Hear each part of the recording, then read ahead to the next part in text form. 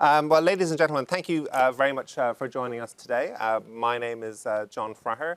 I'm head of ESG and energy news here at Bloomberg. And we're delighted to welcome today the Right Honourable Alok Sharma MP, President of COP26, who of course is in the job for a few more months before handing over to his Egyptian counterpart at the COP summit in Sharm el-Sheikh later this year. So it feels like a lot of water has crossed under the bridge since Glasgow. I remember that dark night in November where if you squinted hard enough, we got a deal that just about, to quote your words, kept the pulse of 1.5 degrees Celsius alive. But of course, since then, we've had the horrific invasion of Ukraine and with all the terrible loss of life that's come with that. And in all these conversations, it's important to remember that. But it's also sparked a huge dash and scramble for fossil fuels around the world. A lot of concern that the goals and the aspirations of COP26 have now been forgotten. 7 months on from Glasgow, is the dream of 1.5 now all but over? So I think perhaps we should step back to what happened in Glasgow in November last year. And you're absolutely right, John. I mean, there's a lot of water that's passed under the bridge.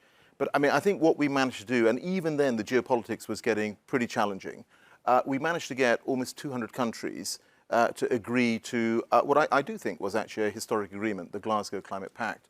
And if you look at some of the sort of elements of this, why did these countries come together? I mean, I think, the multilateral process, you could argue, is pretty fractured, but yet, and it's unwieldy, but yet we did manage to get this done. And I think the reason is that just about every country saw that it was in their own self-interest to act on this issue of climate change. I mean, in the last year, have been to over 40 countries. I've met prime ministers, presidents, ministers, and absolutely every single person talks about the impact of climate change in their own country, the adverse impacts of that. So I think that's one of the key reasons that we managed to get this over the line. And also, actually, we'd spent a couple of years building the trust amongst nations. And, you all saw what happened in the final few hours. But the reason we managed to keep this together is because of the trust that had been built. So just to sort of look at what were the key highlights that came out and then to judge them against where we are now. I think the first thing, for the first time ever, we got every country agreed to look again at their 2030 emission reduction target by the end of this year. Normally, it's a 5-year cycle. We managed to get more commitments on finance from developed countries to support developing nations, particularly doubling the amount of money to deal with adapting to climate changes. We managed to get a language on coal phase down. Now, there was obviously a lot of drama in the final few hours on that, but this was the first time at any COP we had got language on coal in the text. I was told, I first raised this over the summer 2021, and I said to my team, guys, we've got to go for this. We've got to get language on coal. And I was told at the time, this is very difficult. It's never happened before. This kind of text will never survive. And even up until that morning, I was being told by people that actually, well done, you've had a good go, but this isn't going to work. But we did. We managed. And I want to sort of thank actually every country that helped to make that happen. We also then had a big involvement from the private sector. The first time, I think, at a COP, we had so much involvement from the private sector. And just to pick out two highlights from that, firstly, we had over 5,000 businesses, international businesses, signing up to net zero by 2050 as part of a UN campaign. And that's grown to 7,500 now. And we also had $130 trillion of assets, 40% of financial assets around the world commit to go to net zero by 2050. I mean, these are really big wins. So, yes, you came out being able to say that we've kept alive the sort of pulse of 1.5 degrees. Where are we now 7 months later? Things have, in the geopolitics, have most certainly got a lot worse, and I'm sure we'll discuss that. But we have seen some progress, right? So we've got 13 countries have come forward with revised 2030 emission reduction targets, including Australia, where obviously there's been a change of government. They've become a lot more ambitious on climate. And actually, it's an interesting a lesson for any government to sort of keep in mind is that, when you're looking to future elections, climate, environment do matter to the electorate. We've managed to get work agreed to push forward on the finance piece, and lots of the work programs that we agreed at at COP26 are now sort of ongoing. I took part in a event hosted by President Biden called the Major Economies Forum. And we had 7 of the big economies saying that they were going to look to revise their 2030 emission reduction targets by the end of this year. So if I look at the scorecard, yes, there has been some progress despite the difficulties, but actually we need to speed this up. We need to go a lot faster and further by the time we get to Sharm el-Sheikh. And the really acid test will be, if you add up all of these commitments that are being made, do they drive the temperature curve downwards or not? That will be the acid test. Well, obviously, I think we've all heard being a climate negotiator requires a high degree of optimism. But for example, I mean, just to take today, for example, the G7 is meeting in Bavaria in Germany, and my colleagues at Bloomberg News have reported that in the final communique, we're going to see language where basically the G7 is reopening the door to public investment in natural gas. We're seeing Germany burning coal again. What sort of message do you think that sends? I mean, words matter.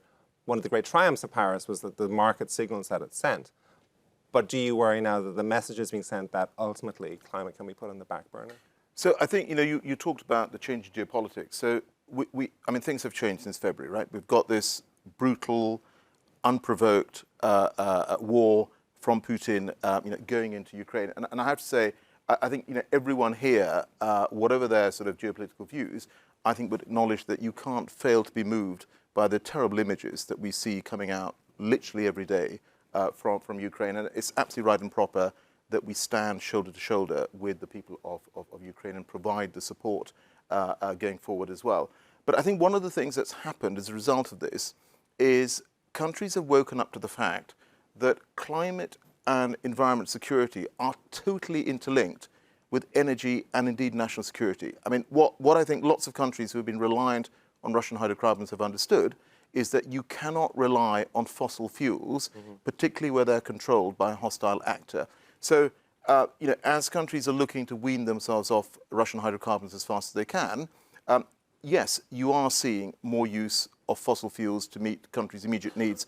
And as a cabinet minister in a government, the one thing you understand is that you've got to do everything you can to ensure that the lights stay on, that the businesses work, that factories operate, and therefore meeting your immediate energy needs is understandable. But I think what that does do is allow countries the space to accelerate on renewables. And actually, that's what you are also seeing.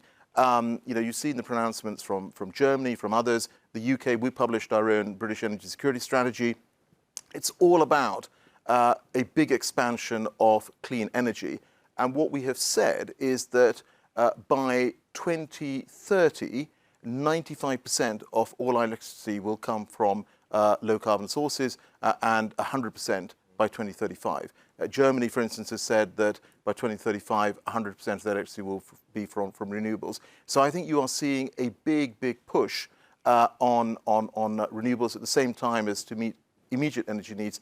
You may well see more fossil fuels being used. But when you sit in on those, when you take part in those cabinet meetings here in the UK, and there's all this talk about finding new sources of fossil fuel, we're drilling in the North Sea again. How much do you worry about what's called fossil fuel lock-in?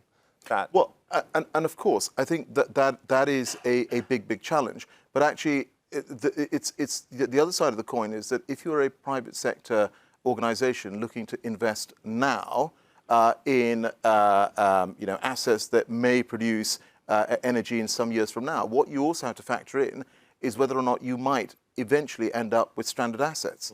I mean, if the pace of renewables is going to be as fast as many countries want, I think that's a judgment call that any private sector investor also has to make. I mean, the point I'm sort of making is that I think it's completely understandable to meet your immediate energy needs.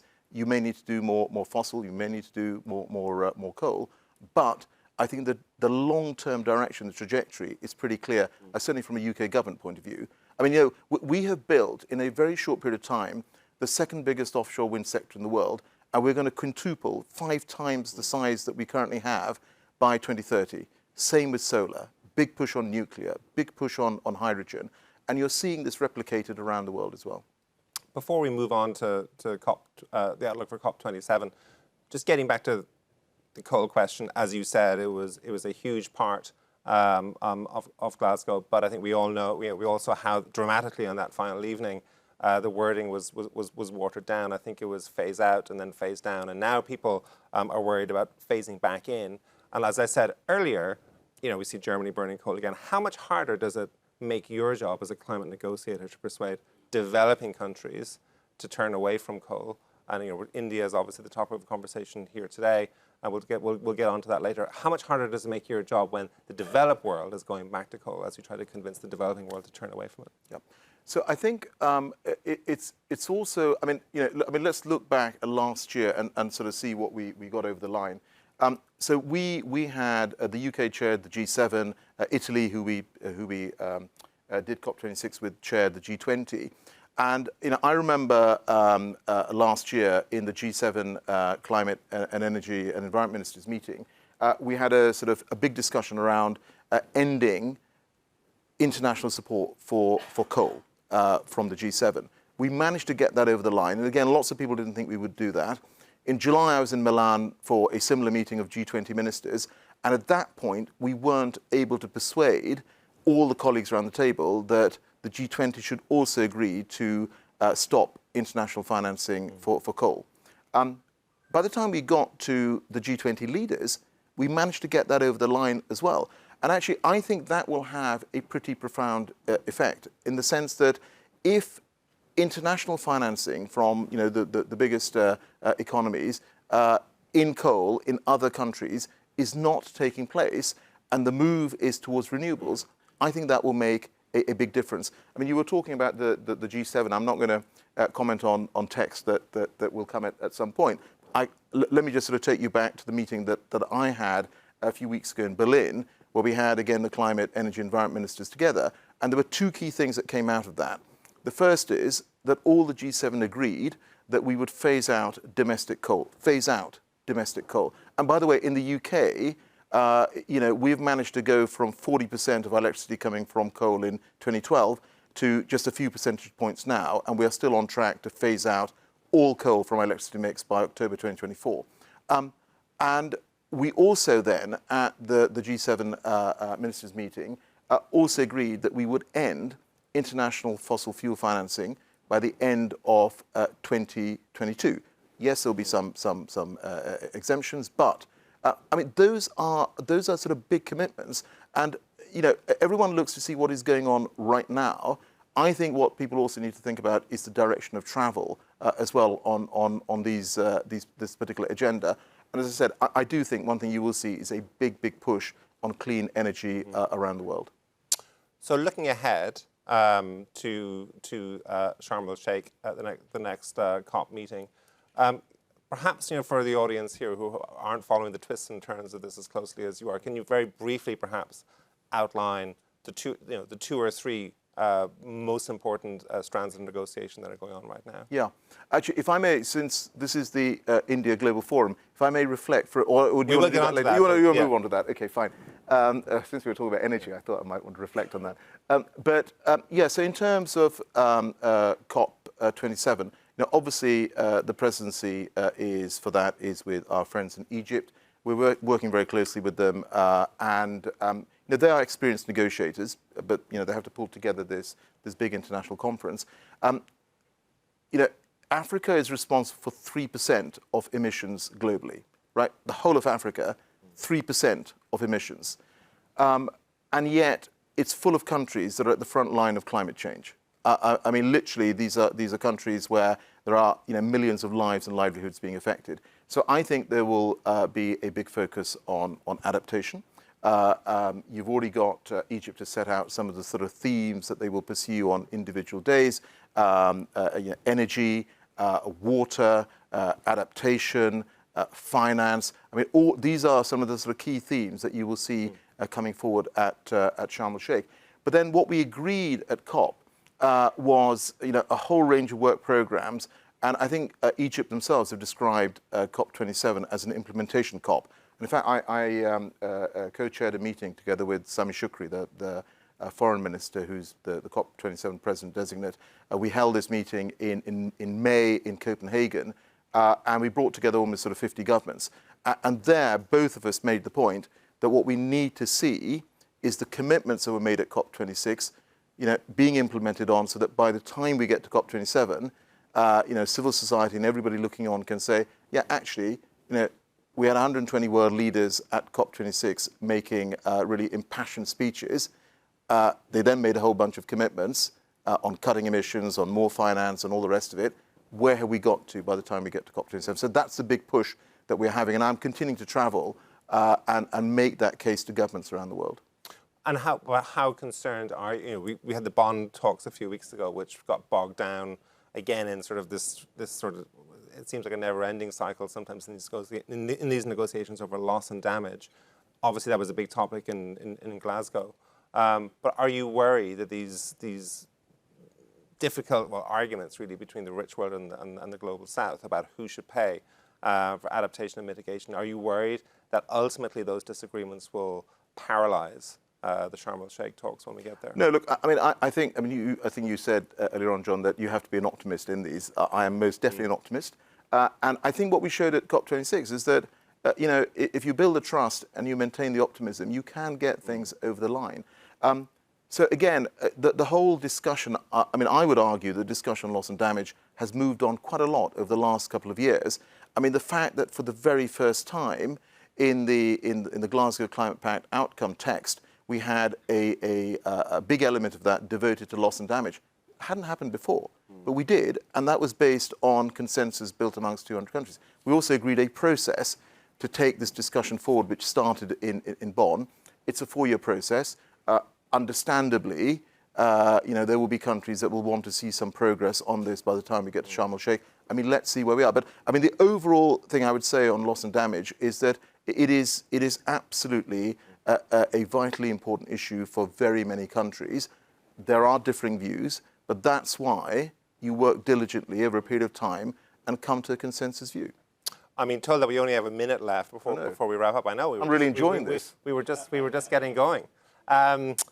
India, obviously, Prime Minister Modi made a lot of headlines in COP when he came out with India's new net zero goals. How do you assess the progress that India's made so far? A lot of people questioning, when will the rubber hit the road on that? Yeah, so I think, look, the first thing I'd say is that last year I made a couple of trips to India, and I had an opportunity in one of them to speak to the Prime Minister. And we actually had a very long discussion. And what was very clear to me is he's someone who cares very deeply about the issue of climate, biodiversity loss. So I think in that sense, I think the Prime Minister is very much sort of coming from the place that I guess I am. One of the big commitments that was made at COP26 was to have 500 gigawatts of solar and wind renewable energy by the time you get to 2030. Now, that is a big commitment.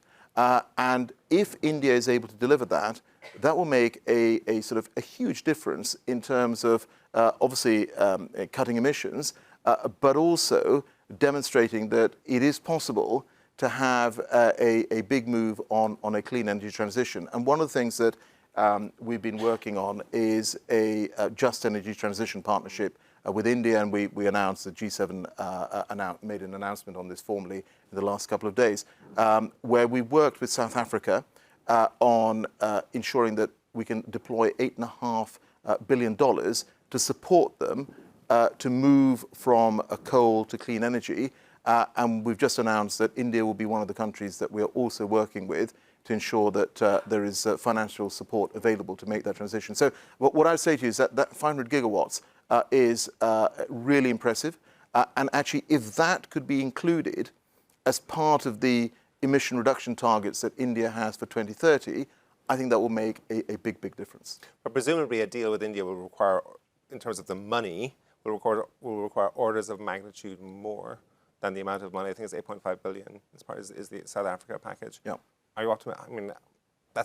Are you optimistic we'll actually get that? Well, so I think the first thing to say is that I don't think this is a question of sort of turning a switch on and off overnight, right? This is a process that takes place over a period of years.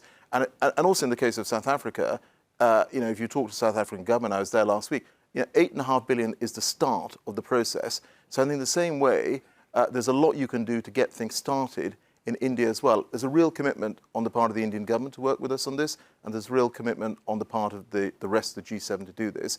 And again, I'm an optimist. I think we'll get there. Two quick questions before we get dragged off the stage. We're probably going over time. We've established that you're an optimist, but being a realist at the same time, what does realistic success at COP27 actually look like? So I think if we can get to COP27 and we can look at all the commitments that were made, and we're able to say, the independent analysis this is that we have managed to turn the curve downwards in terms of where global warming might be by the end of the century, I think that will be a positive thing. I mean, just remember, since we reflect on this, is that before Paris, the science was telling us we were heading towards 4 degrees plus of global warming by the end of the century. After Paris, with the commitments we got, the science said it was around 3 degrees. As a result of the commitments that were made at COP26, if all of those commitments are delivered upon, you're heading towards below 2 degrees, right? Now, I mean, that is movement. That is movement. And we have the technologies available to make the change. Wind, solar, prices have come down significantly over the last 10 years. You've got electric vehicles. There's a whole bunch of technologies already which are developed, which can help us make this transition. But going back to this point about developed and developing countries, I don't think that any developed nation can say to a developing country, you must curb your growth and you must curb your energy needs. I think what we have to do is to support them to make that clean energy transition, which is what we're doing with South Africa and we want to do with India and Indonesia and Vietnam and Senegal and other countries as well. Thank you very much. And I'd like to close with one final personal question. What's next for you? So you're in this job for another few months. You have been linked in the press to be the next head of the UN's Climate Change Secretariat. I think the closing date for applications was last week. Is that a role you'd be interested in? Well, if I can put it like this, that I am fully committed to this role, and I will keep going on this until November the 6th. And then, frankly, in terms of the UK government, that's a matter for the Prime Minister and not for me. That's known as a non-answer, I think, in the press. Well, Alok Sharma, thank you very much for joining us today. Thank you.